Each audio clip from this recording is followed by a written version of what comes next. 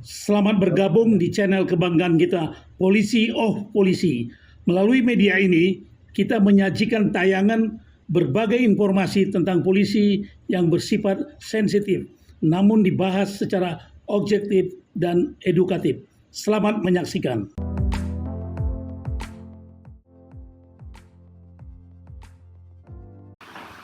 Selamat sore para pemirsa, selamat sore Mas Okto. Selamat sore, Bang Kita Arief. lanjutkan lagi. Tetap semangat. Semangat. Yang penting semangat itu obat. Kita lanjutkan lagi percakapan kita. Mas, ke saya banyak pertanyaan, banyak sekali. Kenapa pengumuman motif tidak diumumkan? Mas mengalami hal yang sama? Enggak? Sama. Banyak yang WA, Japri, yang apa dan sebagainya. Itu Ya. motifnya apa? Motifnya apa? Kalau menjawab itu, ya, yang pertama kita jadi ingat, ya, pelajaran antropologi, Ya. ya, bahwa ciri khas masyarakat Indonesia itu, menurut Profesor Putaraningrat adalah sukanya menerabas, langsung kepingin tahu hasilnya, Ya. endingnya apa, Ya. gitu. Jadi proses itu banyak yang diabaikan. Kita maklum saja lah Ya. itu, ya. Kita maklum itu, ya. Yang kedua, barangkali yang nonton itu banyak menikmati film Hollywood. Ya. Dan Itu, film tentang ya. polisi, ya, FBI, NCIS, segala macam film-film tentang polisi selalu motif. Kita maklumi juga, ya, bahwa motif itu memang penting, ya, untuk mengetahui latar belakang sekaligus tujuan tindak pidana itu dilakukan, dan itu harus dicari oleh polisi, Bang. Ya. Jadi itulah kira-kira keingintahuan masyarakat, ya. Ya, Kenapa tersangka sudah diumumkan, pasal terhadap tersangka sudah diumumkan, sudah ditahan. sudah ditahan, kok motif belum diumumkan, disimpan di mana ini motif? Nah, terkait dengan itu Mas, kira-kira peristiwa Duren 3 ini, apa sih motifnya?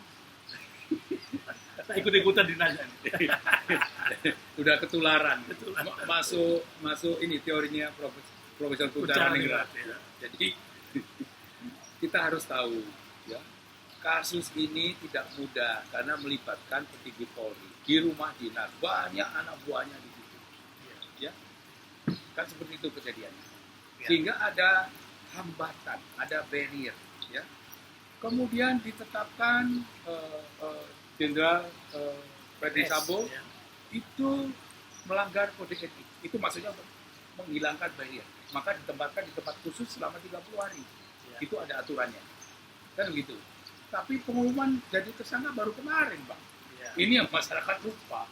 Bahwa untuk menentukan motif itu diperlukan perpaduan, kesesuaian antara fakta-fakta hukum yang ditemukan oleh penyidik yang ada, ya, nanti dengan ahli-ahli forensik dan sebagainya, itu dengan keterangan tersangka, pengakuan, keterangan saksi dan sebagainya. Ya. Itu memang butuh waktu, ya, butuh waktu, dan kita tunggu keterangan dari di Humas Polri. Kalau penyidik nanti menemukan tersangkanya, itu harus diumumkan. Masyarakat penasaran, harus terobati. Sama seperti sekarang kan masyarakat megah, oh sudah jadi tersangka, oh sudah ditahan. Nah sekarang pertanyaan berikutnya, motifnya apa? Gitu, Bang. Kalau terkait dengan proses tadi Mas Bekto sebutkan, ya, bahwa ini akan bergulir nanti sampai ke pengadilan. Jadi waktu menunggu ke pengadilan itu baru kira-kira motifnya diungkap. Jangan, nanti masyarakat marah. Masyarakat sudah 1 bulan ini marah sama polisi. Ya. Itu mau nunggu lagi. Alasannya itu tidak. Jadi kalau penyidik sudah dapat menemukan motif yang dapat dipertanggungjawabkan, sebaiknya polisi itu segera mengumumkan kepada masyarakat. Motif itu kan macam-macam. Bisa karena motif ekonomi, bisa karena motif kekuasaan, bisa motif karena cemburu, bisa motif karena kehormatan keluarga, bisa motif karena balas dendam.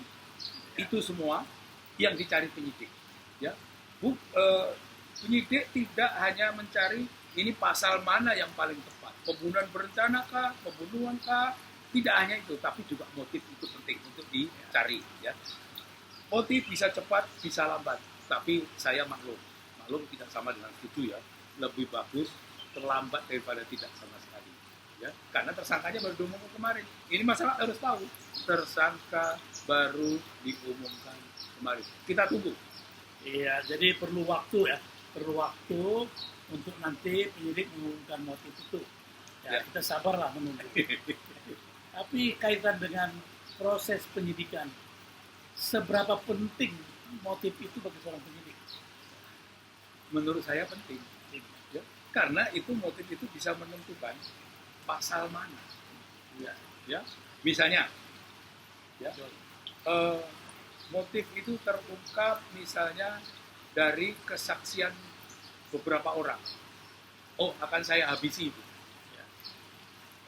Artinya akan saya habisi kan cukup waktu untuk membuat perencanaan.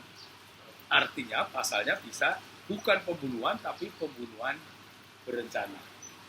Misalnya terungkap dari WA kepada anak buah, WA kepada teman dari sebagainya, atau surat, ya, apapun, ya, udah di ini semua kan sedang dicari oleh penyidik, Pak. Ya.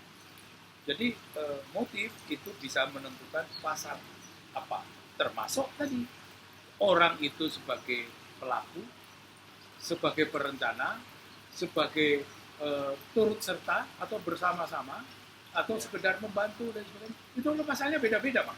Ya, beda-beda berarti ancaman hukumnya beda-beda? Beda-beda, sangat beda.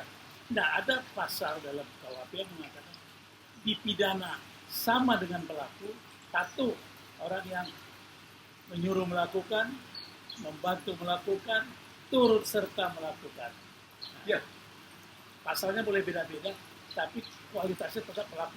Tetap pelaku disamakan, tapi nanti di sidang pengadilan kan terungkap. Ya. Ini hanya sekedar ikut-ikutan, ini hanya sekedar takut, sekedar loyal kepada teman dari sebagainya, atau dia yang perencana, dia yang memerintahkan, kan berbeda nanti. Jadi hakim lah yang menilai itu. Biarpun pasalnya sama, ya, katakanlah 340 atau 38, hukumannya kan beda-beda, Bang. Ya. Hakim itu, katakanlah 5 orang, itu hukumannya tidak harus sama karena pasalnya ancaman hukumannya sama, enggak begitu. Tapi penyidik harus memperlakukan mereka sama semua sebagai pelaku. Ya. Sama, ya. Dan harus diperhatikan hak-hak mereka. Hak-hak tersangka itu adalah hak asasi manusia yang diatur di dalam KUHP, itu harus diperhatikan oleh penyidik. Menarik ini, menarik betul. Jadi ternyata motif itu sangat penting dalam pengungkapan satu tindak pidana atau dalam satu proses penyidikan. Nah, terkait tuntutan masyarakat yang nggak sabar, ya umumkan. Ini mana pendapat Mas? Kita harus maklum. Ya, masyarakat itu banyak. Masyarakat itu penasarannya itu dari tanggal 11 Juli. Bulan ya. Udah 1 bulan. Kejadiannya tanggal 8, 11 baru diumumkan, itu kan juga penasaran. Ya. Ini panjang, seolah-olah yang pertama tembak menembak, seolah-olah karena ada pelecehan seksual, seolah-olah karena ada penodongan dan sebagainya. Kenyataannya kok sekarang berbeda. Ada menghalang-halangi penyidikan, ada yang merusak TKP, kan sudah ada yang menerima akibatnya. Ya. Menerima akibatnya itu bisa berjilid-jilid loh, Bang. Ya.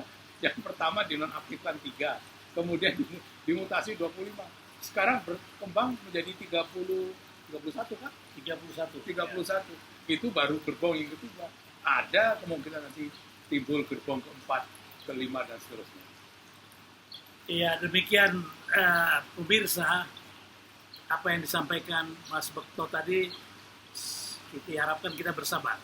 Kalau bersabar, yakinlah bahwa penyidik akan mengungkapkan itu pada waktunya nanti.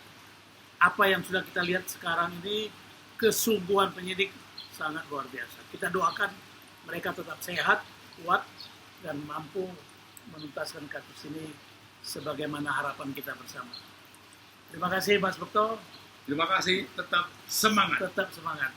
Sampai ketemu para pemirsa, salam sehat. Selamat sore. Terima kasih. Jangan lupa subscribe, komen, dan share kepada teman-teman Anda. Sampai jumpa.